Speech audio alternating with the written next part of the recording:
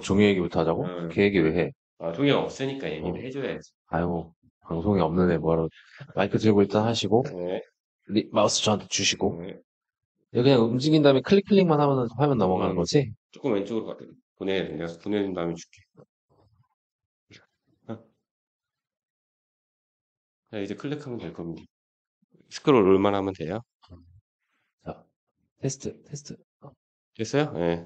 됐습니다. 예. 됐다. 네. 이거. 어떻게, 이거 맞추는 방법을 좀 마련을 해야 될 것 같아. 네. 어, 오늘은 쉬어가는 코너로, 음, 텍스마치라고 이제 세무사들이 보는 신문 같은 게 있는데, 뭐 여러 가지 소식도 올라오고, 그 중에 내 남편한테 그 코인을 맡겼다가 나중에 뒷목 잡은 사연이라고 해서 올라온 게 있어.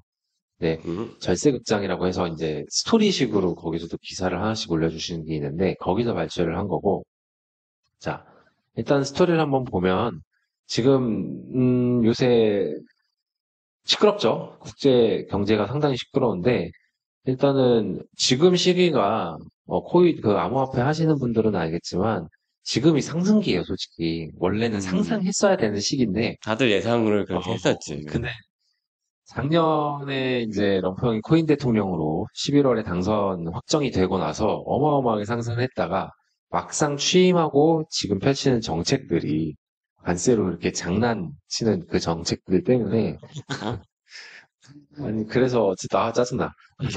기분 안 좋으신 게 너무 티가 어. 나요. 좀 가려보세요. 근데 그거 때문에 지금 코인이 제대로 흐름을 못 하고 있다라고 얘기하는 사람들이 되게 많아. 근데 음, 그런 시기이다 보니 요런 이제 코인 관련된 주제로 세금을 연결해 갖고 나온 주제를 한번 다뤄보면 재미있겠다 싶은 생각도 들고 일단 스토리 한번 볼게요. 자, A씨라는 사람이 있어요. 이제 여자분이신 것 같고 남편이 있다라고 하는 거 보니 음, 그리고 주부이신 것 같아. 근데 A씨가 가상자산 매매가 급물살을 타던 시기라고 하는데 그 시기가 내가 볼 때는 이제 과세가 이미 된 음, 사례니까 21년 불장 때 그때 얘기를 하는 게 아닌가. 아, 20년, 저기 21년. 한참 코로나 한참일 그지? 때, 그럼 어차피 과세가 됐다고 하면 몇 년 지났을 거니까. 그렇지. 그래서 그때가 아닌가라고 생각이 드는데 자, 그 시기에 투자에 관심이 생겨가지고 혼자서 코인 투자를 막 하고 계셨대. 근데 아무리 해도 잘 모르겠는 거야.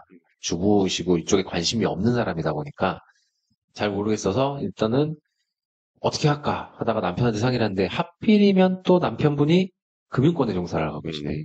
이쪽 이제 차트 보고 뭐 투자하고 뭐 이런 지식이 좀 많으셨던 것 음, 같아요. 아니면 뭐 증권사에 계셨을 수도 있겠죠. 뭐 자세한 건 안 나오니까.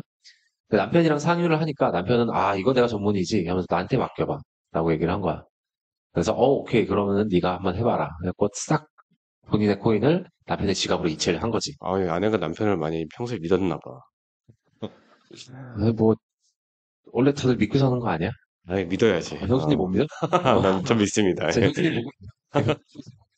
자, 근데 또 이 남편분이 투자를 다 잘 하셨어. 시간이 음, 지나가지고 이제 수익이 발생하고 적정한 시기에 그걸 다 빼셨나 봐.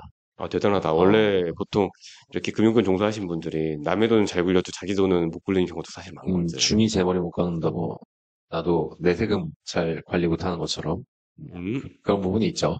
근데 어쨌든 수익이 발생하고 잘 빼셨나 봐. 그래서 음, 이걸 어떻게 할까? 또 둘이 상의를 한 다음에 뭐 그때까지는 남편 계좌에 있었겠죠.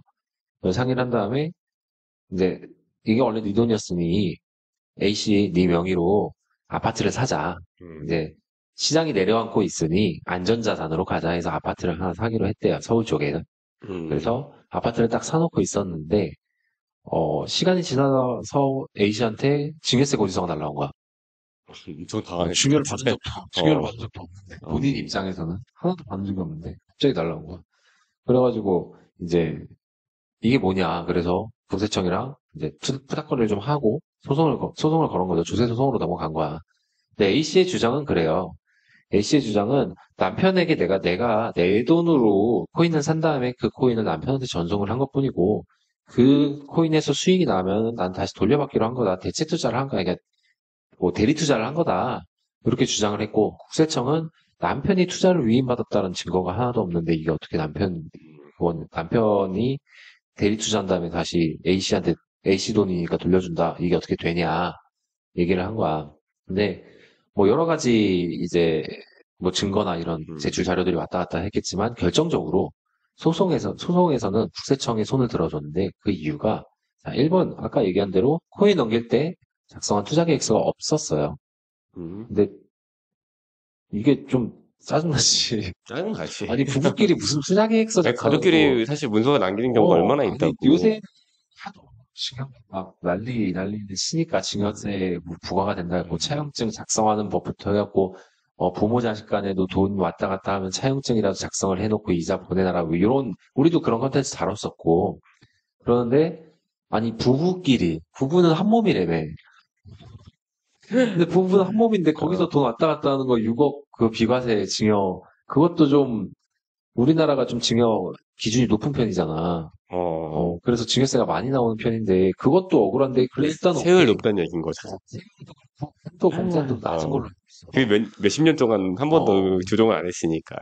근데 그것도 억울한데, 음, 무슨, 둘이 서로 으쌰으쌰해서 돈 불리자고 투자한 거를 가지고, 누구 명의의 계좌였느냐로 이렇게 투자계약서 작성 안 했다고 하는 건 좀 억울한 부분이 있는 것 같아요, 확실히. 음, 그리고 두 번째로 이제, 당연히 모든 가상자산 거래는 남편 계좌로 이루어졌겠죠. 아까 코인을 다 남편 지갑으로 보냈다고 하니까. 음, 어, 그리고 마지막으로 이게 좀 결정적이야. 이게 3번이 결정적인 게 이제 기분이 좋아. 두 분 다 기분이 좋아. 수익이 좀 나서. 뭐 아파트 한 채 살 정도의 수익이 났으니까. 그래서 남편이 이렇게 장난으로 보낸 것 같아. 내가 볼 땐 그래요. 아, 나도 가끔은 이렇게 뭐 갑자기 꽁돈 생기거나 그러면 뭐 하나 선물할게 그러면서 이렇게 얘기할 때가 있단 말이야. 남자 특유의 허세지. 허세 좀 있어야지. 근데 남편분이 A 씨한테 이 수익 난 돈으로 내가 너한테 아파트 하나 선물할게 이런 문자를 보냈나 봐요. 아, 그리고 국세청이 그거를 조사해서 발견해냈나 봐. 그러니까 이거는 증여다. 아, 근데 요렇게만 딱 놓고 보면 어, 법원에서는 당연히 이거 증여잖아요 라고 판단할 수밖에 없어. 그렇지. 근데 사실 좀 억울해. 진짜 내가 봐도 좀 그런 것 같아. 이거 뭐 구제 방법을 논하자니 우리가 조세 소송까지는 할 수 있는 그 정도의 지식은 사실 없고. 이게 소송 결과라고 하는 거 보니까 얼마나 억울했으면 사실 소송까지 갔겠어, 사실은. 그치. 아니, 소송 가야지. 이거 음, 한두 푼도 아니고 억 단위일 텐데, 아파트면. 그래서 여기서 일단은 스토리는 좀 이렇고 요새 가상자산 투자가 또 한참 아직 뭐 대단한 옛날 같은 불장은 안 왔다고 하더라도 분명히 지금은 한참 투자하는 시기이고 뭐 수익을 나신 분들도 꽤 있을지도 몰라요. 아, 뭐 내 주위엔 없고 나도 아니긴 한데 근데 분명히 또 이런 일은 다시 발생할 거라고. 왜냐하면 아직까지 가상자산은 비과세의 영역이고 음, 투자 수익에 대해서 과세를 유예하겠다고 했잖아요. 26년까지인가? 그랬던 것 같은데. 26년 말까지로 알고 있어, 지금 그치. 현재야. 그러니까 그때 지금 보면 내년부터는 이제 투자로 부자가 된 분들이 나올 건데 그런 분들이 한 번쯤은 짚고 넘어갈 만한 음, 사례이지 않는가 해서 쉬어가는 코너로 갖고 왔고 자 이제 결론을 보면은 우리가 여기서 이제 배울 수 있는 이 사례에서 배울 수 있는 거는 자 일단은 증여세 나왔죠. 부부간 증여세는 10년 동안 최대 6억까지는 비과세로 될 수 있다는 거 하나 체크하고 넘어가야 되고, 여기에 덧붙여서 공제 한도를 누군가한테 이제 누군가가 아니라 와이프한테 혹은 남편한테 돈을 줄 때는 이 공제 한도 내에서 세금이 얼마가 더 나올지 고려를 한 다음에 증여를 설정해야 한다는 거. 그리고 두 번째로, 자, 당연히 이것도 우리 다뤘던 거예요. 소득이 없는 배우자가 부동산을 취득하면 증여세 부과 위험이 있다라는 거. 자, 지금 A씨는 소득이 하나도 없었어. 주부라고 그렇게 소개가 돼 있었단 말이야. 그러면은 계속적으로 소득이 없었던 사람이 갑자기 아파트가 취득된 거야. 음, 이 현상만 놓고 보면은 증여조사가 나갈 만한 충분한 이유가 돼요. 그리고 A씨가 소득이 없는데 아파트를 살 때도 문제였겠지. 자금 조달 그치. 계획서 작성했을 건데, 그 자금 조달 계획서에 뭐라고 넣을 거야? 뭐 가상자산 투자로 넣을 거야? 가상자산은 전부 다 남편 이름으로 일단은 음, 수익이 난 건데, 그거를 돌려받은 것 뿐이고. 그러니까 그런 부분들 미리 좀 생각을 해 두셔야 될 거고, 자, 부부의 자금을 서로 대체 운용하는 경우에도 계약서 등 서류를 준비해 두어야 추후 발생할 수 있는 과세 문제에 대비할 수 있다. 이 부분이 좀 제일 결정적인데, 뭐 장난으로 문자 보낸 건 그럴 수 있어. 왜냐하면은, 뭐, 부부간인데 그런 농담 하나도 못하냐. 그런 각박한 세상 아닙니다, 우리나라. 네.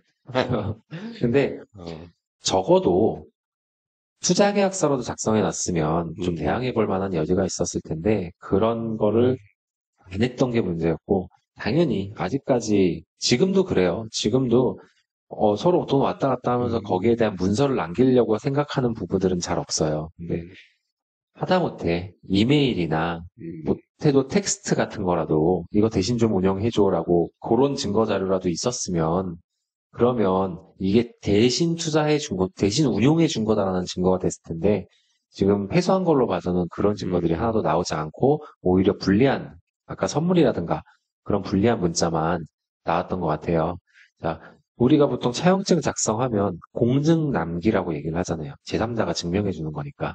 그래서 공신력이 좀 있다. 그리고 아니면 내용 증명이라도 보내라 이러는데 자, 지금은 되게 좋은 대체제가 있어요. 이메일이라고. 이메일은 자, 어차피 우리가 조작할 수 있지 않잖아. 거기에 몇 월 며칠 몇 시에 이메일을 보냈는지 그게 다 나오기 때문에 문서를 작성하기 좀 어렵다. 그러면은 적어도 이메일이나 문자 같은 거로라도 객관적인 증거 자료를 남길 수 있도록 해놔야지 나중에 발생할 수 있는 과세 문제에 조금이라도 저항력이 생긴다. 라는 요 세 가지 정리하고 넘어가도록 하고 자, 우리가 어떻게 그래도 한번 PPT로 이렇게 해봤어요. 매번 아, 발전하시는 것 같아요.